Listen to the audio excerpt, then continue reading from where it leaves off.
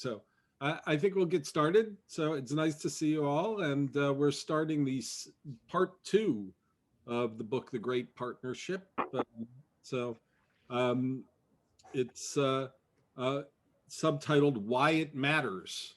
Right. And uh, the, this is made up of 6 chapters here in um, part two. And it's what we stand to lose, and then a chapter about each of those things that we can lose if we live only in the scientific mind. So his point, of course, is that we need both sides of our brain, right? That and um, whenever society seems to lean too much on one side or the other, that's when bad things happen. Right? So on page 101, he asks the question: when we lose God, what else do we lose? And some of this we have to understand that the book, in a sense, is his response to what he refers to early on as the new atheists. And Rabbi Evan referred to that last week, and I did the first week as well. Some of the better known names like Christopher Hitchens, and I think Evan mentioned Richard Dawkins last week, and there's others as well. But that this book, in a sense, is a response to some of those writings. Um, but so he asks this question on page 101: when we lose God, what else do we lose? And he reflects on this, in a sense, through the lens of um, the what are, by any definition, the bloodiest, most destructive movements in human history, which have been perpetrated not by religions, but by people of no religion, really. Stalin and Mao in particular, and of course Hitler, which, so in talking about, there's a little bit of, pulling some of the German church into that, but a great deal of the German church fought against Hitler, really. And so it was is certainly not a religious movement. And so and the and while the Russian Orthodox Church was certainly has anti-Semitism in it. I mean, Stalin pushed that away with all other religion, right? It's more of an issue today, actually. The Russian Orthodox Church's continuing anti-Semitism. But so looking through that lens of Stalin and Hitler and Mao, and he also talks about the French Revolution a couple of times, which I think for American ears, that doesn't fall into the same category as the others. I mean, I think that may be part of his uniquely British look at the world, right? That we tend to think of the French Revolution, I think, as modeled on the American Revolution, and um, as something that it is about the um, freedom of religion, right? And some of the things that we see as the hallmarks of our democracy. But actually, it also has this freedom from religion aspect to it in Europe, I think, and it's definitely, in some sense, a secularization of France. And so it's interesting to see that, I think, for us in the same category. But um, I would have to do more research myself to really understand it in the same breath with these others, with Stalin, Hitler, and Mao, you know. But what he sees and starts talking about in chapter 5 are 5 things that he thinks are lost when we lose God in our lives. And then he'll outline the 5 in this chapter 5, and then the subsequent 5 chapters of part 2. Each chapter is really about one of these 5 that he's going to talk about here in chapter 5. So the 5 things, he says, that we stand to lose when we lose God. He says, we lose a belief in human dignity. We lose a collective responsibility for the common good. We have a loss of morality. He says words like duty, obligation, honor, integrity, loyalty, and trust no longer have the same meaning. The fourth thing he says is a loss of marriage in particular. Relationships are no longer consecrated, right? And so that's the one where I think we may have some disagreement with him in particular. And the fifth is the possibility of a meaningful life, life with a meaning that comes from outside us as a call, a vocation, a mission, is what he says on page 104. So, so those are the five areas that he outlines. As we go through them, I think you'll find that we have places of agreement and places of disagreement. Perhaps we always talk about how Rabbi Sacks comes from a modern Orthodox perspective, and so when he talks about marriage, he talks about it in a more narrow way than I think a lot of us might talk about it. So, but some of the points he makes in each of these, I think, are very important and very meaningful.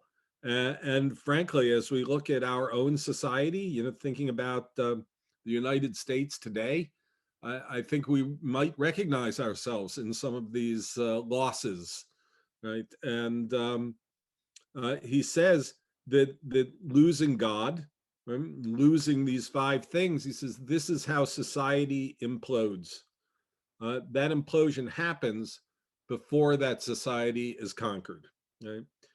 He quotes Will and Ariel Durant on page 108. He says, a great civilization is not conquered from without until it has destroyed itself from within. And this is certainly worth thinking about as we think about the United States and putting it into a perspective of where we are. I mean, when he talks about that loss of morality and the words like duty, obligation, honor, integrity, loyalty, and trust lose some of their meaning. I mean, I think that really speaks to me. I mean, I don't know if it speaks to you folks, but when he talks about losing a collective responsibility for the common good, this is it seems to me that these are some of the things that we've been talking about in recent months and years, right? That when we look at something like Black Lives Matter, and I know this trial in Minnesota started today, right? The loss in the belief of human dignity. These kinds of things come into play in these sorts of in this discussion, and so there's certainly things that are at work in American society today. I think in some ways this book, it's only about 10 years old, but I think it was prescient even then, and was something that perhaps Rabbi Sacks was a little more attuned to than some of us were 10 years ago. And perhaps some of these things maybe hit Europe a little differently, a little sooner, perhaps than they've come home to roost here in America. But I mean, that's when we talk about reforming police departments.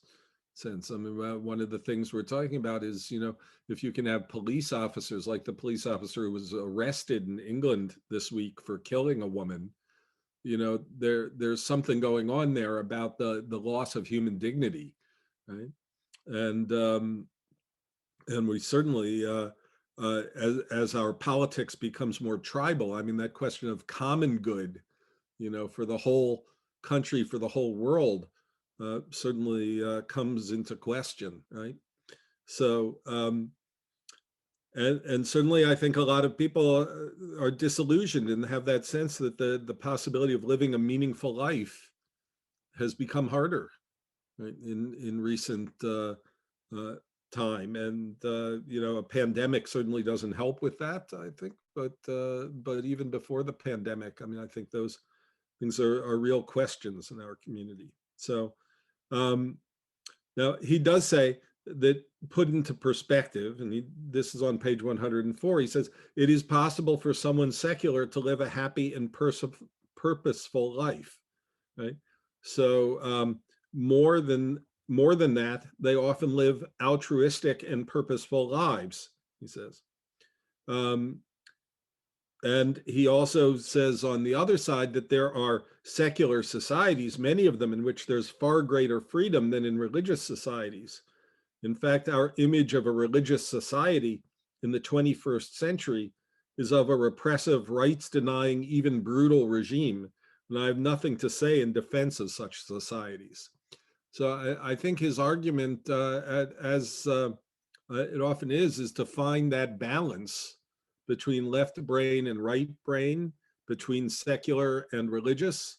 Uh, um, for him, it's a modern Orthodox path. For us, I think it's a religiously liberal path. But it's the same kind of idea that these things, that an excess of either one leads us down the wrong path, right? So an aggressively secular society, which I think Stalin and Mao, I mean, are really good examples of this, right? That it becomes that uh, society without religion, society without God, can certainly become violent, and all of these things that he's talking about losing, like a belief in human dignity, are absolutely there, right? But on the other side, when we look at um, some of the repressive religious societies, we see that the same thing happens when we go too far in the other direction, right? One might look at well, certainly Saudi Arabia, I mean, for a long time, right? But you might look at what's happening in Turkey, which is sort of a shift, right? That's gone from a shift from being uh, when Kemal Ataturk founded modern Turkey in the 1920s, it was a non-religious society and is now becoming a religious one. And the loss of human rights and human dignity and common good and a lot of these things are very clearly showing up in what's becoming an increasingly brutal regime in Turkey. So so that's an example that we need to think about. So what we need is that balance between left and right brain, between secular and religious thought, and that's, I think, what he means when he talks about the great partnership. I don't think he actually phrases it as secular and religious thought. It's, for him, it's scientific and religious thought, right? That we need a balance between those two things, and that's probably worth thinking about. That it's not about secular and religious, it's about scientific and religious. Because one of the things that we are dealing with is the loss of facts, right? So, um, so it's important to think about the scientific side of this as being a fact-based side of our brain, right?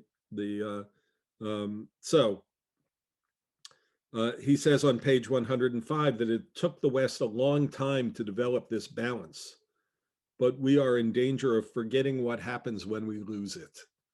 So, um, and then he starts going into some of his examples and things. And in this chapter, chapter 5, he talks a lot about the philosopher Nietzsche, and uh, uh, and speaks of him with great, I would almost say, fondness, right? Certainly great respect. I mean, perhaps more than one would expect to find from both, uh, from a rabbi, from a Jewish point of view. Of course, as we know, Nietzsche becomes quite popular um, within the Nazi regime in some sense. Although, I mean, he lived long before that, and certainly didn't um, hope for that, or but he did kind of prophesy it, right?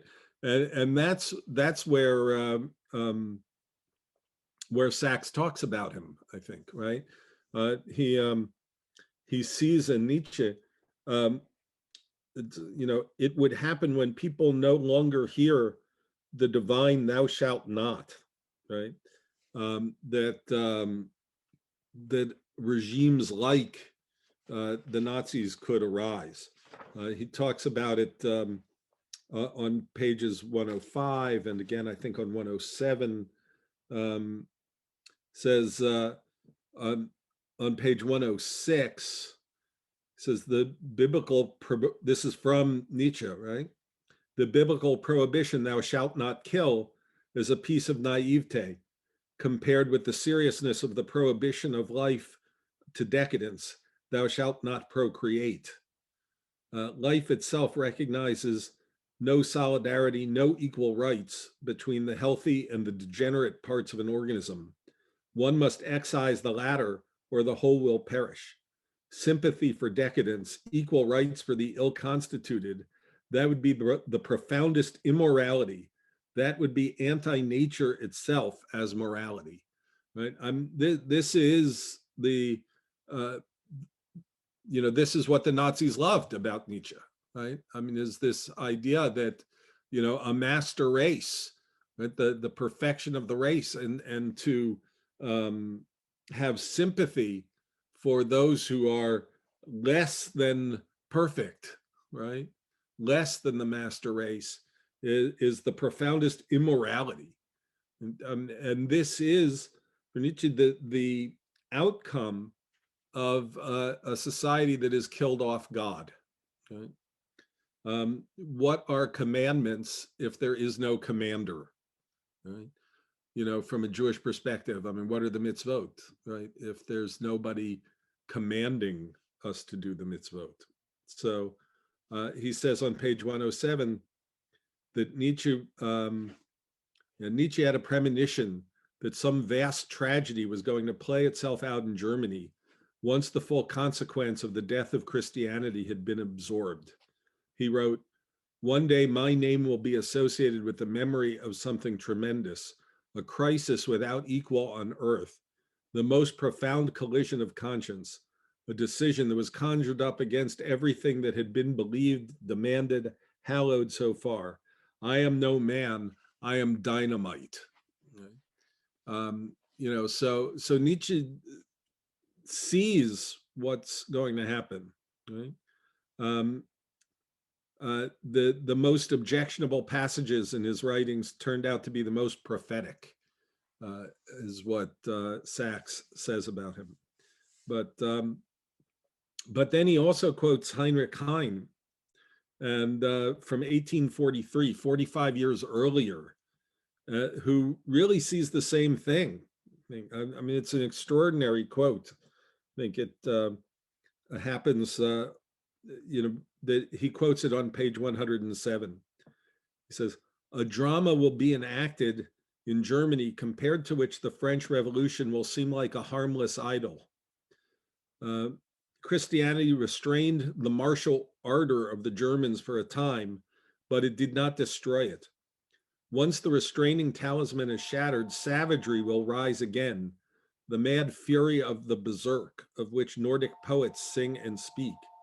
The old stony gods will rise from the rubble and rub the 1,000-year-old dust from their eyes. Thor with the giant hammer will come forth and smash the Gothic domes. The German thunder rolls slowly at first, but it will come. When you hear it roar as it has never roared before in the history of the world, know that the German thunder has reached its target." And it's, again, an extraordinarily prescient writing from 1843. They're 90 years before Hitler's rise to power, right? Heine is talking about what happens when you remove the shackle of religion from this people. And it's just extraordinary. Think about it. He said, it would happen when people no longer hear the divine, "Thou shalt not." So that's a huge part of the problem of when we lose God, right? So if there's no commander, then there are no commandments, which means that they're replaced by earthly commanders.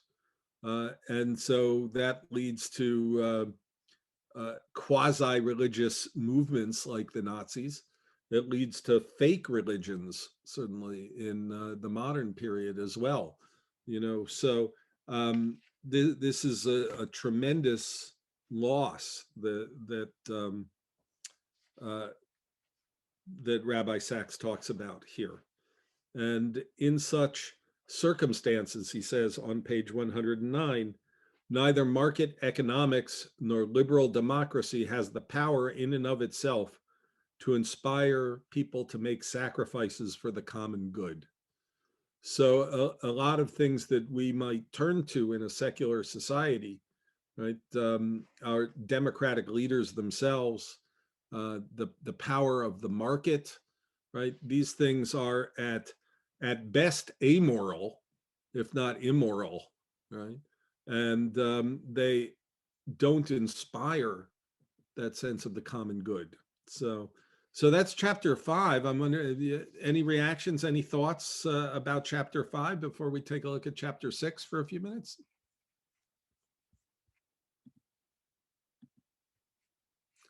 Yeah, Andy, you have to unmute. What, me? So broad. Andy, Yeah, I mean, it inspires so much thought. It almost seems like everything could go to the other side, that it's not, I'm not convinced that it's the belief in God that makes people care about the common good.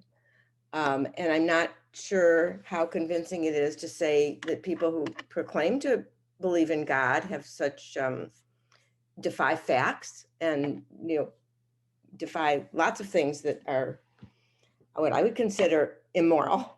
I think it's really hard it's just how you use the words, and it's I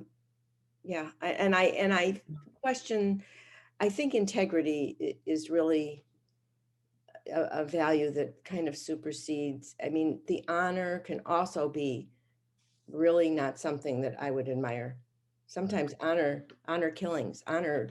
There's just words that they go both ways. What is the yeah. Yeah, I think I understand what you're saying, but I'd say that what he's doing is not just sophistry. There's more to it than that, because what he really calls on us to do is have a balance, right?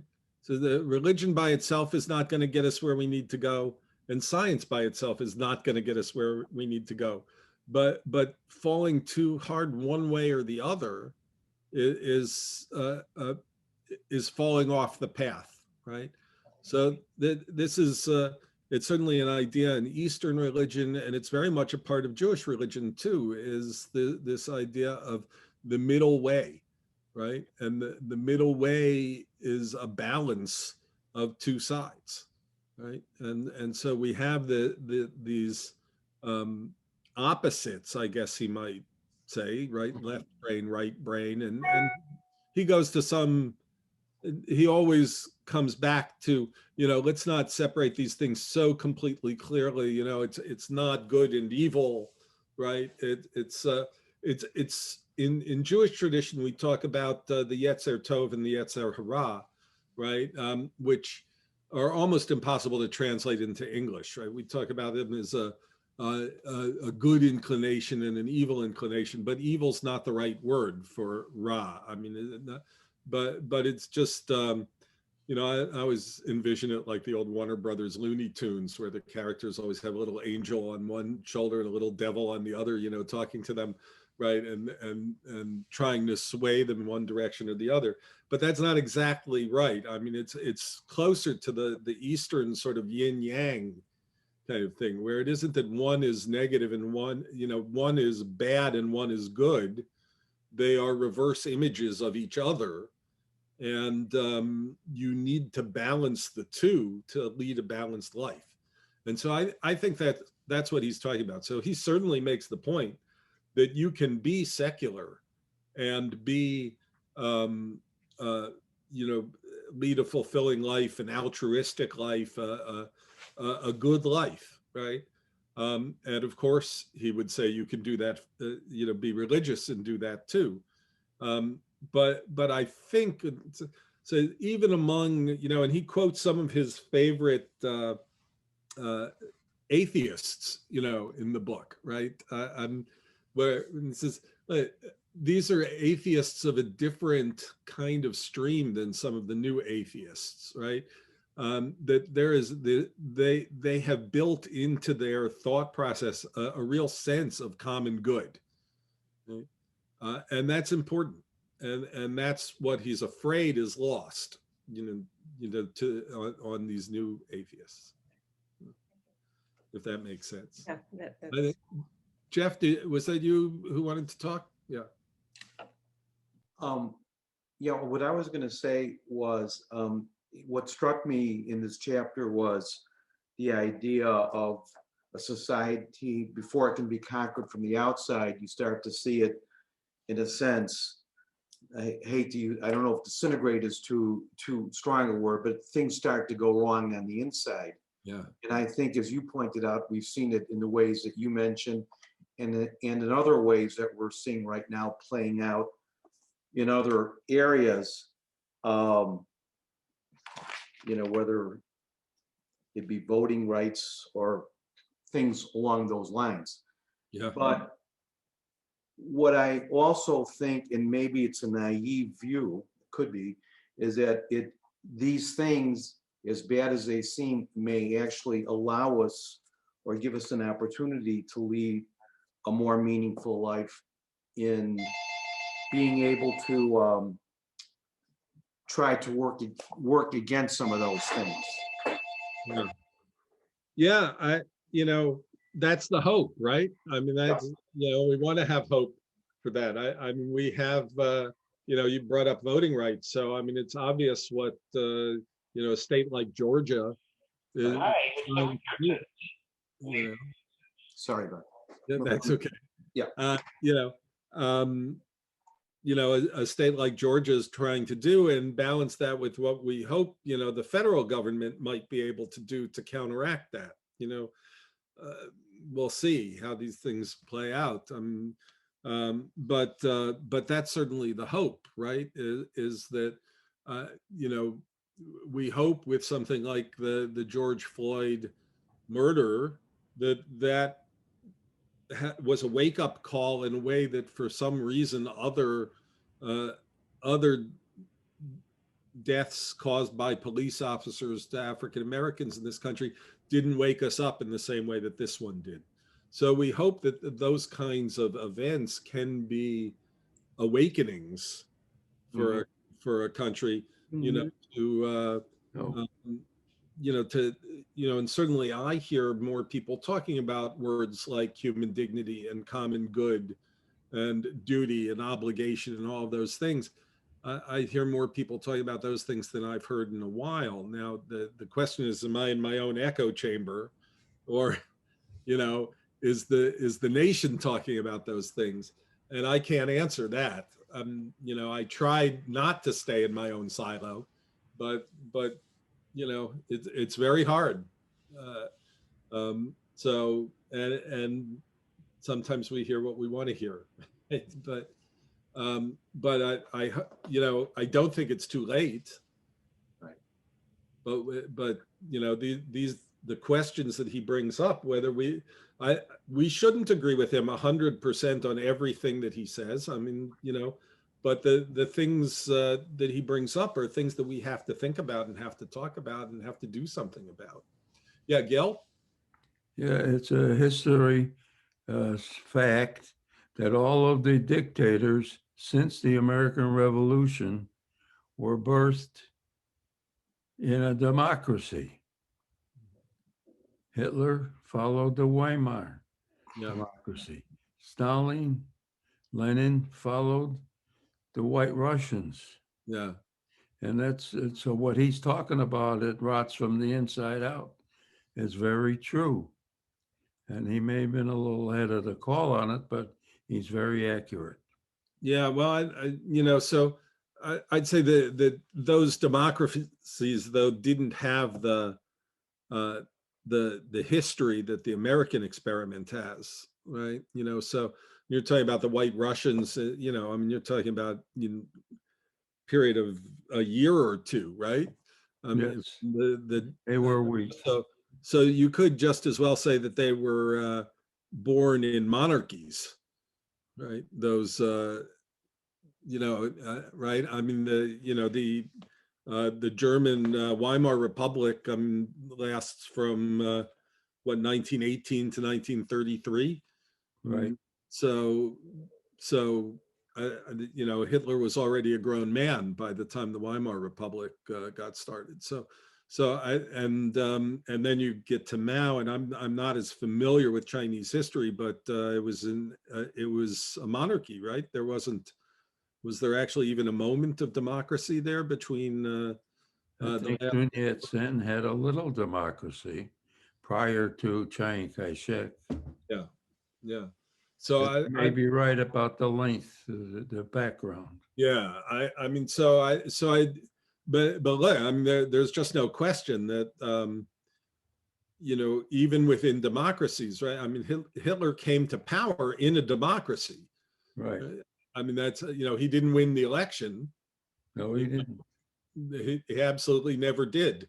But you know, this is one of the dangers, right? And I think it's a huge danger here in the United States, frankly. I mean, it's not the comparison of the you know, Donald Trump or somebody like that to Hitler. That's actually not. I don't think there's accuracy in that. The comparison is to I think his name was Hindenburg, right? Like the Zeppelin that crashed, who thought that he could control the Nazis and bring them into his government, and that's what the Republican Party in this country seems to be flirting with. That you can let those folks come out from under their rock, you know, the white supremacists and things like that, and contain them within the Republican Party. And those things don't like to be contained. And that's where I think, you know, the heroism of somebody like John McCain a few years ago when he was running for president, and someone said something about Obama being a Muslim and stuff like that. He basically shut it down and said, you know, this is not the kind of conversation that we have. This is not the support that I want. And that past Republicans running for national office, you know, refused the endorsement of somebody like a David Duke, you know, and now people are courting that endorsement, right? So it's that's where the danger lies, and where the sense of collective responsibility for the common good and the loss of morality, you know, seems to be coming home to roost here in our country. So we have to watch it carefully, but I'm not sure if it's born out of democracy in the same sense that it's just, you know, people, you know, democracy starts to decay a little bit. You know, it's my thought. It's possible. Be interesting. Other thoughts on this chapter? So I want to turn to chapter 6 for a little bit. So now, as I said, after this first chapter, which is sort of an introduction to this section, why it matters, he's going to go chapter by chapter into the 5 things that he saw as sees as a loss if we lose God, right? And so the first of the things we stand to lose, he says, is human dignity. And he brings this story of Pico della Mirandola, right, from 1463 to 1494, the beginnings of the Italian Renaissance. And, you know, this is an unusual character in Italian history. I'm a great scholar, and unusual in his time for being not just a Christian scholar, but a Judeophile as well. He studies Hebrew and Aramaic, which, you know, my friends who are priests of various traditions have also studied Greek and Aramaic, Hebrew and Aramaic in their, you know, that continues to the present day, actually, in studies. So, but this is a pretty early example of this. So he studies with a Rabbi, Elijah del Medigo, and ultimately Pico is accused of heresy because of the way he interprets some of the things, particularly his interpretation of original sin and the fall of man. But he actually interprets those things in what I would say is a more Jewish way. And Rabbi Sachs points out, probably because of his studies with Rabbi Elijah. So rather than seeing eating the apple as the fall, the fall from grace and the beginning of original sin in human beings, he sees it much more the way rabbis in the Talmud and other places see it, that this is actually the birth of freedom, right? That God creates a human being capable of thinking for him or herself, right? And so the eating the apple in the Garden of Eden, it's a story that's fraught with meaning. But one of the Jewish understandings of this is, when I talk to people about this, I often talk about the comparison to Prometheus stealing fire from the gods, right? That this is an inevitability, right? That by placing the tree in the garden, that gives human beings the ability to know the difference between good and evil, it is going to happen that humans are going to eat from that tree and learn to discern between good and evil, and that this is a necessary part of human development in the same way that Prometheus stealing fire becomes sort of key to the advancement of humanity, right? So it may be wrong, but it's absolutely necessary, right? And it's what gives us our freedom. And as Sachs says on page 113, he says, our freedom and creativity are what connect us with the divine. So a human being that doesn't have the ability to make choices, to be creative, to know the difference between good and evil is not a human being. No different than an animal. Yeah, Sue, did you want to say something? You have to unmute. Okay, can you hear me now? Yeah, absolutely. Yeah, okay. Well, this kind of ties in with me with responsibility, that human dignity relies on us being responsible people. Mhm. And our freedom of choice means that we can choose good or evil or a middle road or whatever, but whatever we do, we're responsible and there's consequences for our actions. Yeah. Yeah, I think you're absolutely right. And so this is where, one of the big arguments today between religious thought and the new atheist thought is in the work of somebody like, I'm forgetting his first name, the last name is Harris, on on free will, right? Do human beings Sam actually— Harris. Sam Harris, thank you. Yeah, do human beings actually have free will, right? And Sam Harris wrote this book called Free Will. It's a small book. It's very interesting, but he makes this argument that absolutely not. There's no such thing as free will. And if you believe that, right, that there's no such thing as free will, then we are not more than animals, right? We don't have choices. And it's an interesting argument, and it's worth reading. And I think that Sachs has read it and knows it and rejects it. Since this is the thing that makes us human is that we have choice, and the thing that gives us human dignity is that we have choice. So that freedom and creativity is the very thing that connects us to God. And so if we don't have that anymore, then what do we have? So, so that's important. We'll come back to it because he comes back to it a little later in the chapter, but it's a seminal question, I think, for today, right? Because the Renaissance, he argues, combines a passion for science and religion together and saw no conflict or contradiction between them.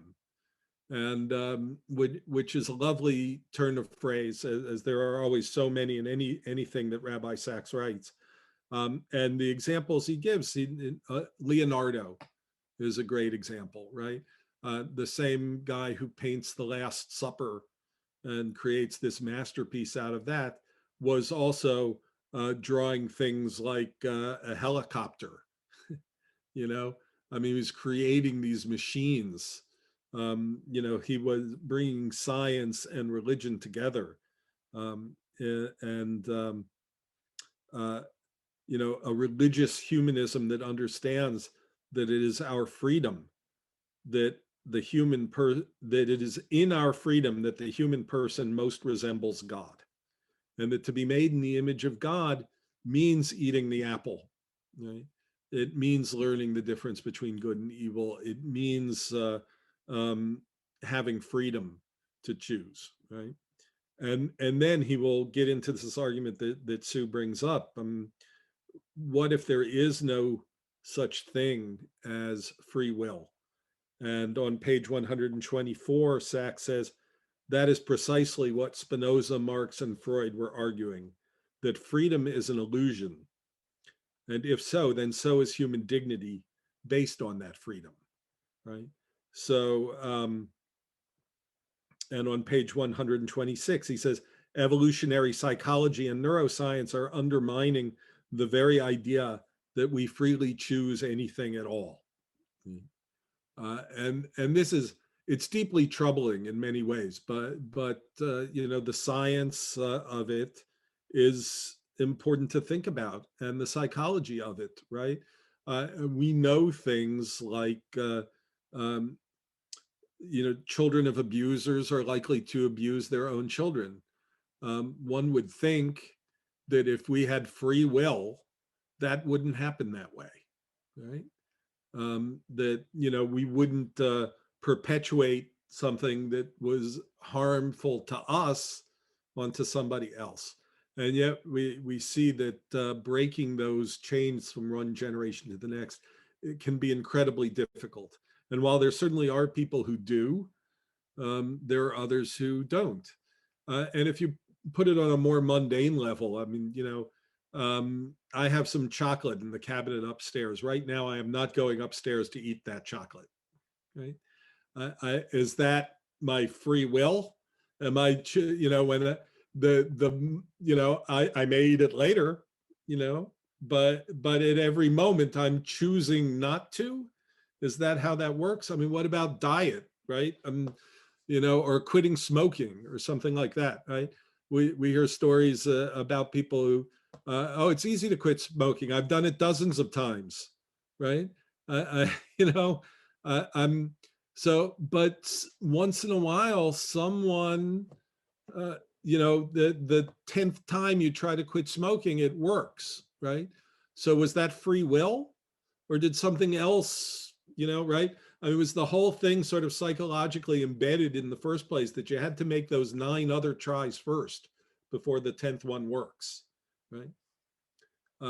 These are questions that are nearly impossible to answer. And, you know, but psychology and neuroscience are telling us something different than Parshat Nitzavim, you know, that I put before you today, life and blessing and death and evil, therefore choose life, right? That's entirely in our hands, whether to choose to do good or evil. And so I think we know that the story is more complicated than just, you know, I choose today to do this and I choose tomorrow to do that. But at the same time, the idea that there is no choice, that we can't freely choose anything, is very difficult for us to accept, I think. And it really does get to those underpinnings of, you know, what is human dignity if humans are just animals, you know? So when you add to that, as he talks about it on page 115 and 117, that the sheer improbability of human existence and that Earth is a speck of dust on the surface of infinity, as he says on 115, or that our very existence was pure accident on page 117. He talks about modeling out the universe, from the Big Bang to the present day. And if one little thing was different, we wouldn't be here. Now, I would see that as argument for a creator, and others see it just the opposite, as the argument that, this is just pure happenstance. So when you put those things together, that human beings are just animals, and that we're of no significance because we're just a speck of dust on the surface of infinity, and we're just here by accident. If you believe those things and live only in the scientific brain, then what we were saying about Nietzsche earlier becomes useful. Eugenics becomes desirable, right? The survival of the fittest becomes the imperative. On page 121, he talks about a Nazi party member, Konrad Lorenz, a Nazi party member who subsequently received the Nobel Prize for his work on animal experimentation in 1940. So at the height of Nazi power, he writes, in prehistoric times of humanity, selection for endurance, heroism, social usefulness, etc., was made solely by hostile outside factors. This role must be assumed by a human organization. Otherwise, humanity would, for lack of selective factors, be annihilated by the degenerative phenomena that accompany domestication. So, a lot of fancy words to talk about eugenics, the idea of purifying the race and getting rid of anything that the Nazis perceived as being weak, right, is the outcome of living in a scientific brain that understands that we don't have free will, that we're just a speck of dust and we're here by accident, right? So if God is not the commander, then we will have to be, right? Human beings will have to decide who lives and who dies. They'll have to decide how to purify humanity, in a sense. So, so that's the problem, right? On page 123, he puts it as when nothing is sacred, then nothing is sacrilegious. So this idea of human dignity, of human rights, it's based on human freedom.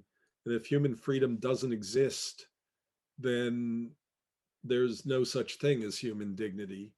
And therefore, right, what we lose when we lose God, when we lose this idea of B'Tselem Elohim, is the holiness of human being.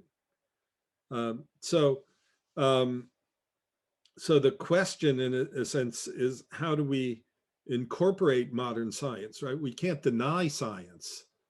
Plenty of religious people have tried to do that. So we don't deny psychology and neuroscience and those things, but or the fact that we're a minuscule part, a speck of dust on the surface of infinity. I mean, we don't reject that either, right? Those things are, there's truth in those things, but how do we build a bridge between the religious and the scientific mind, right? So it's, how do we incorporate those things together into a framework that neither denies science nor denies the importance of B'Tselem Elohim, that we're made in the image of God. And I just point to a couple of things. One suggestion about free will is that while neuroscience and psychology tell us that it may indeed be an illusion, it's a necessary illusion, right? And so we live with this idea that, yeah, I don't know why I'm not eating the chocolate right this minute, but I'm telling myself that my willpower is working right now, that I'm choosing, right? That may be an illusion, but it's a necessary one. And the other thing is that when we talk about being a speck of dust on the surface of infinity, I don't think he mentions it, at least not in this chapter. But there's that famous story in Jewish tradition that we're supposed to have two little scrolls of paper, one in each pocket, so that we can reach into either pocket depending on what we need. And on one of them, it says, I am nothing but dust and ashes. And on the other scroll, in the other pocket, it says, for me, the world was created, right? And so I think that, science, neuroscience in some ways, right, all of this stuff helps us with that one side of the equation, that we are nothing but dust and ashes. We're just a happenstance of history.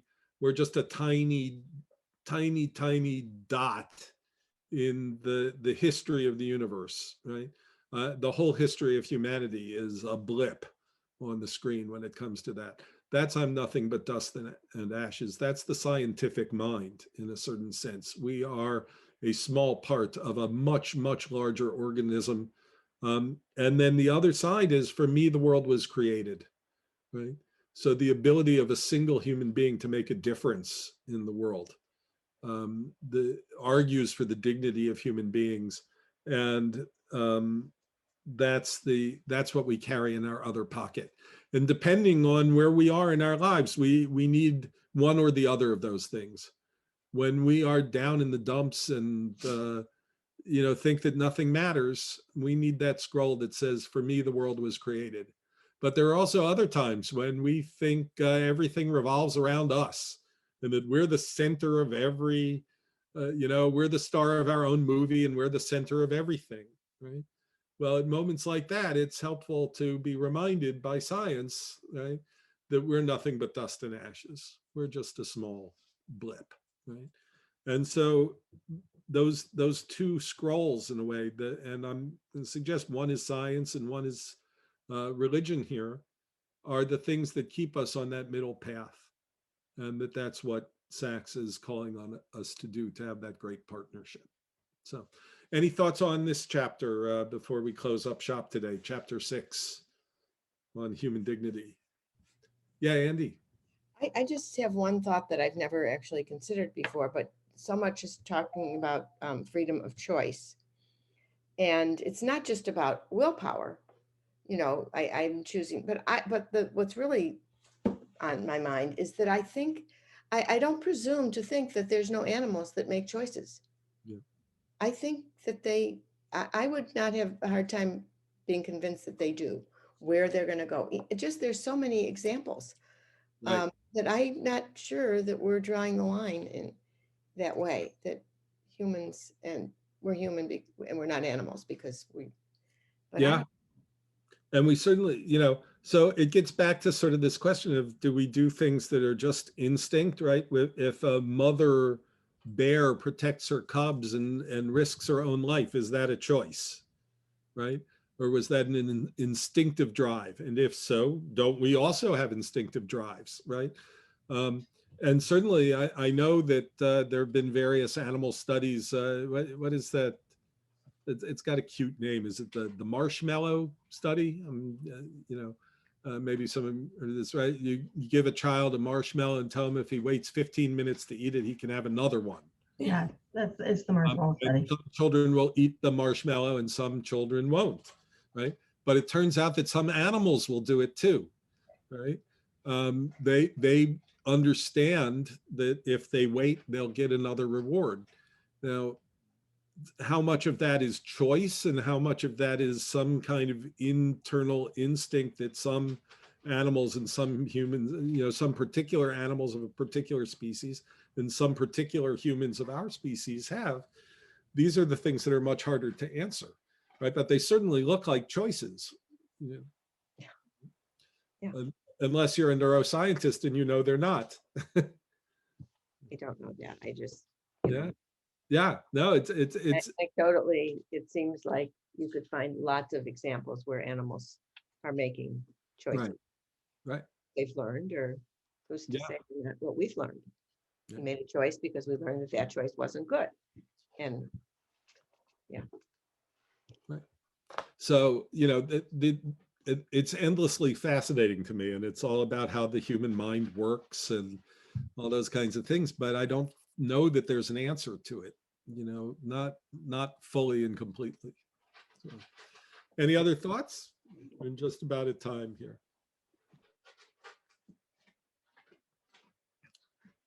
Well, I want to thank you for being here today and wish you a continuing happy Pesach through the week.